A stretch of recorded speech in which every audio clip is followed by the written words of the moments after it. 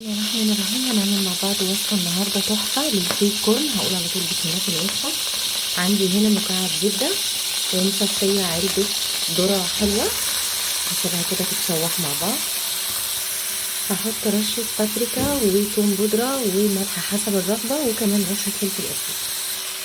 هنحط جبنة كريمي او فتة المتاح بالنسبة لك، عليهم كريمة طبخ.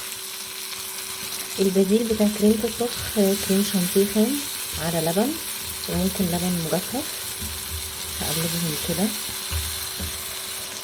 اخر حاجة هحط كده رشة موزاريلا على الوش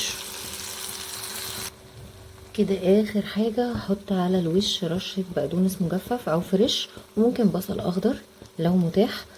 الاكلة كده تقريبا جهزت، وعايزة اقول لكم سريعة جدا وطعمها بجد تحفة. ممكن تاكلوها بشيبسي، بعيش، بتوست، فينو، اللي يريحكم. اعملوها وسيبوا لي كومنت اقول لكم فيها ايه، وما تنسوش فعل الجرس عشان يوصلكم كل جديد. ولو عجبك الفيديو لايك وسبسكرايب وشير، وان شاء الله هنزل بوصفات تانية جديده.